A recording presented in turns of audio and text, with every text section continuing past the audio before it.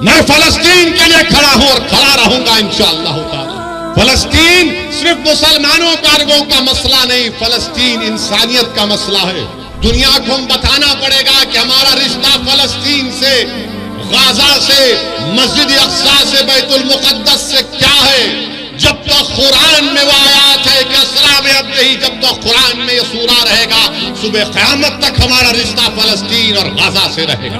کہ اگر غزہ کا نام آئے، فلسطین کا نام آئے، مسجد اقصی کا نام آئے، بیت المقدس کا نام آئے، اور تمہارے اور ہمارے دلوں میں حرارت ایمانی پیدا نہیں ہوئے، تو پھر تم انسان کہلانے کے لائق نہیں ہو۔ کہ غزہ میں 1537 فلسطینیوں کی جانیں چلی گئی، جس میں 500 بچے تھے، 275 خواتین ہیں، 6612 زخمی ہیں۔ یہ صرف 6 دن کی بات کر رہا ہوں میں آپ سے۔ یہ دنیا جو بڑے فنڈامنٹل رائٹس کی بات کرتی ہے، حقوق کی بات کرتی ہے، آج یہ بڑے بڑے ممالک آج خاموش بیٹھے ہیں، گونگے ہو چکے ہیں، اندھے بن چکے ہیں، بہرے بن چکے ہیں۔ پینے کو پانی نہیں ہے میرے بھائی، کھانے کو کھانا نہیں ہے غزہ کے لوگوں کے پاس، اسپتال میں دوائیں ختم ہو چکے ہیں، آکسیجن تو دور کی بات، پوری بلڈنگیں برباد، بے گھر ہو چکے ہیں۔ ہم نظارے دیکھ رہے ہیں کہ 10-11 سال کا بچہ زخمی ہے، باپ زخمی ہے، بجائے باپ اپنے بیٹے کو ہمت دلائے، 12 سال کا بچہ کہہ رہا ہے کہ ابا رونا بند کرو، میں اچھا ہوں۔ کووڈ میں کیا ہوا تھا کہ کووڈ میں بغیر پاس کے کوئی نہیں نکل سکتا تھا۔ 16 سال سے فلسطینیوں کو اس طرح کا برتاؤ کیا جا رہا ہے، اور اب اسرائیل ایک فاسفورس چیز آتی، اس کا بم گرا رہا ہے، یعنی جب وہ گرتا ہے تو بلڈنگ کو پگھلا دیتا ہے، اگر جسم پر گرتا ہے تو چمڑی سے ہڈی کو گلا دیتا ہے۔ یہ ظلم غزہ کے لوگوں پر کیا جا رہا ہے۔ وہ شیطان نتنیاہو ظالم ہے، وار کرمنل ہے، وہ جو ڈھکیل رہا ہے فلسطینیوں کو، ڈھکیل رہا ہے۔ کہ اللہ کے رسول صلی اللہ علیہ وسلم نے فرمایا کہ میری امت میں گروہ رہے گا جو صبح قیامت تک حق کی طرفداری کرے گا، جو صبح قیامت تک حق کی طرفداری کرے گا، باطل طاقتوں سے مقابلہ کرتا رہے گا۔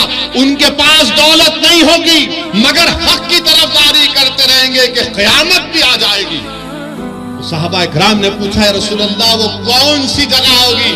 تو آقا دو عالم صلی اللہ علیہ وسلم نے فرمایا القدس، القدس، القدس۔ 70 سال سے یہ مجاہد، یہ غیور قوم اگر پوری دنیا میں حق کی سربلندی کے لیے اور باطل کی شکست کے لیے اگر کسی سرزمین پر مبارک روحوں کا خون گرا ہے تو مسئلہ فلسطین پہ گرا۔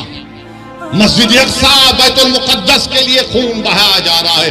میں سلام کرتا ہوں ان ماؤں کو جنہوں نے ان بہادر بچوں کو پیدا کیا جو زائنس لوگوں کی گولیوں کا نشان بن رہے ہیں، جو بموں سے ان کی موت ہو رہی ہے۔ ارے جس نے مارے ان کو دیکھو، مگر ان غزہ کے غریبوں نے تمہارا کیا بگاڑا تھا؟ میڈیا میں ایک طرفہ رپورٹنگ کہ ایسا ہوا، ویسا ہوا، فلاں ہوا۔ ارے کبھی تم نے دیکھا 70 سال سے اسرائیل آکیوپائر ہے، اسرائیل آکیوپائر ہے، فلسطین آکیوپائڈ ٹیریٹری ہے۔ آکیوپیشن تم کو نہیں دکھتا، ظلم تم کو نہیں دکھتا۔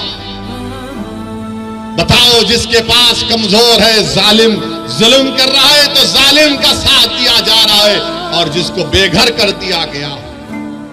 فلسطین کا مسئلہ صرف عربوں کا مسئلہ نہیں، فلسطین کا مسئلہ صرف مسلمانوں کا مسئلہ نہیں، فلسطین کا مسئلہ ہر اس انسان کا مسئلہ ہے جو انصاف چاہتا ہے۔ مگر جب صلاح الدین ایوبی نے فلسطین بیت المقدس پر کامیابی حاصل کی اور تمام عیسائی لوگ جمع ہوئے، بولے کہ صلاح الدین اب تم ہم سے کیا کرو گے؟ تو صلاح الدین ایوبی نے کہا کہ میں وہ نہیں کروں گا جو تم نے کیا تھا، میں رسول اللہ صلی اللہ علیہ وسلم کے غلاموں کا غلام ہوں، تم کو میں معافی دیتا ہوں، جاؤ تمہاری جان کو بھی کوئی ہاتھ نہیں لگائے گا۔ عصبیت کی بنیاد پر جب اتحاد پارا پارا ہو گیا تو سب سے پہلی چیز جو ہمارے ہاتھ سے چلے گئی وہ مسجد اقصی اور بیت المقدس